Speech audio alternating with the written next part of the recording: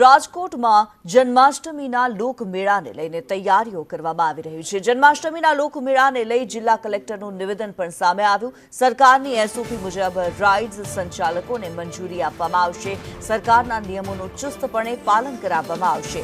ગત વર્ષે લોકમેળામાં એક પણ રાઇડ્સ ચાલુ નહોતી થઈ। જન્માષ્ટમીના લોકમેળાનું સ્થળ બદલાય તેવી શક્યતાઓ જોવામાં આવી રહી છે। લોકમેળો નવા 150 ફૂટ રિંગ રોડ પર થાય તેવી શક્યતા છે। જમીન સમતળ માટે સરકાર પાસે ગ્રાન્ટની માંગ કરવામાં આવી છે।